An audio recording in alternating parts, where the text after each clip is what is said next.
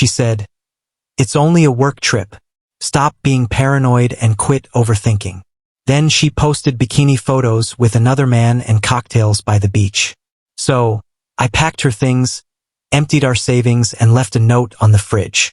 3 weeks later, I let karma take care of the rest. I'm 28, and my name's Jason. I've never been the loud, dramatic type.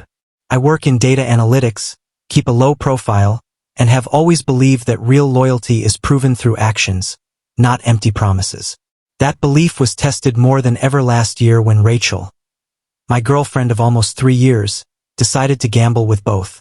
Rachel, 26, was a corporate consultant. Energetic, ambitious, the kind of person who could light up a room with just her laugh.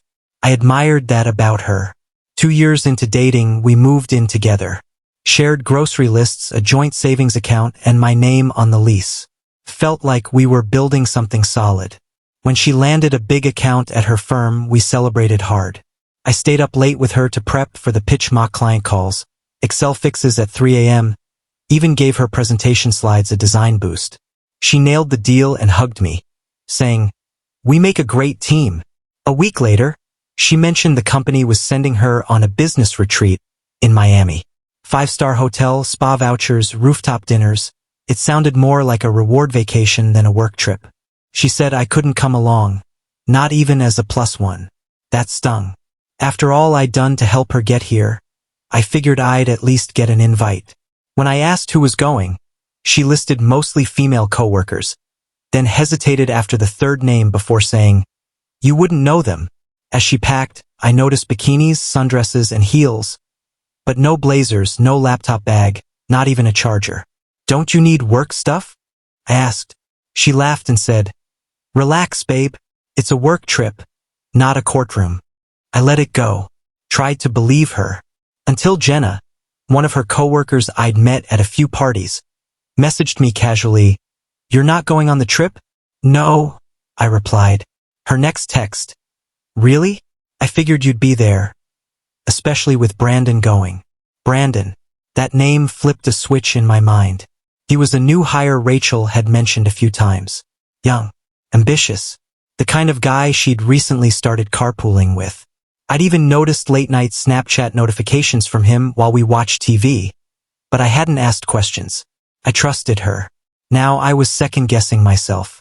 2 days into the trip, Rachel accidentally posted to her public Instagram story. She usually kept those moments on her close friends list. There she was, reclining on a beach chair in the same bikini she claimed she didn't like anymore. She held a cocktail in one hand, and Brandon, shirtless, leaned in way too close, laughing. She wasn't pulling away. Her arm brushed his. The caption, "Corporate life is so stressful." I stared at my phone for a long moment.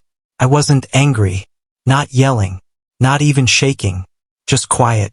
I closed the app, sat back, and started thinking about how I had been the one helping her build her career, how I'd funded her life when she was between jobs for 5 months, paying her rent, utilities, even her student loans, how she laughed when I mentioned I wished I could join her in Miami, calling me clingy.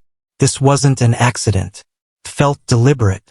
So I didn't send her a text. I didn't call. I planned.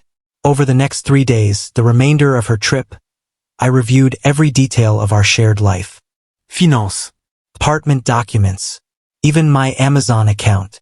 Our future home savings account had my fingerprints all over it. I had been contributing 15% of my salary every month. Rachel promised she'd match half. I never checked. She hadn't even put in a quarter of what I had. That night, I pulled my full contribution out and closed the account. Left her share untouched. I wasn't going to be unfair. Then I started tying up every loose end. Canceled her gym membership I'd been paying for. Removed her from my Spotify premium family plan. Walked through the apartment taking note of every item tied to my name, the lease, utilities, even the parking permit. I opened Excel and built a spreadsheet. Line by line, I recorded every major expense I'd covered for her in the last 18 months. Student loan payments, $350 per month for 8 months. Therapy sessions, $120 twice a month. Vet bills for her dog. Groceries she forgot her card for. Birthday gifts she said she'd split but never paid for. Total, $38,600. I printed it out and taped it to the fridge. On top, a sticky note. This is me Venmoing myself. Thought you'd appreciate the breakdown. Then I packed her suitcases, neatly folded every dress, every pair of heels, even her allergy meds. Left them by the front door. That night I changed the locks.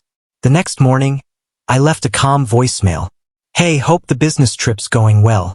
Your stuff's safe. Keys aren't. You'll find everything packed. Take care. She called 17 times that day. Left angry voicemails.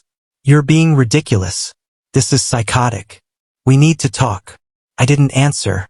2 days later, Rachel came back with her mom. Pounding on the door I no longer lived behind. She didn't know I'd moved most of my stuff into a short-term rental with the help of my friend Dave. When she realized the utilities in her name were disconnected, that I'd removed her as an occupant from the lease, she stopped knocking. She turned to Instagram instead. A blurry selfie with the caption, "It's crazy how people change when they can't control you anymore." Then a black and white post filled with words like emotional abuse, financial manipulation, and gaslighting. But the internet wasn't buying it. People remembered the Miami photos, the bikini, the cocktail, Brandon's hand on her back. One follower commented, "Didn't you post pics on a work trip with some other guy while your boyfriend paid your rent? Come on." She deleted the post an hour later. I stayed quiet. 3 weeks later, Jenna texted me, "Dude, Rachel got fired. Turns out someone at her firm reported the Miami trip. The company reviewed expenses and footage. Decided she'd violated policy. Misconduct," the email said. Brandon, he had a fiancée. Rachel didn't know.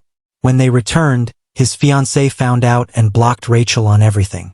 Brandon ghosted her. Her influencer dreams crumbled too. Brands dropped her. The healing and growth captions felt hollow when she was couch hopping and borrowing gas money from friends. Last I heard, she's working at a salon front desk, living with her mom, still posting recycled Miami pictures, the ones I'd basically funded. And me? I moved into a new apartment. Solo lease. Finally bought that fancy coffee machine I always wanted but didn't get because she hated kitchen clutter. I started dating again months later. Nothing serious. Just peaceful. The kind of quiet you don't appreciate until you've lived with someone who slams doors when they don't get their way. Over dinner one night, I told my new girlfriend the whole story. Not the petty version, the real one. She said, "That doesn't sound like revenge. That sounds like closure." She was right. Rachel once said to me, "You're so calm. I like that about you." She didn't realize calm has layers. Sometimes calm is patience. Other times it's quietly stepping aside and letting someone destroy themselves. Because karma doesn't shout. It shows up with receipts.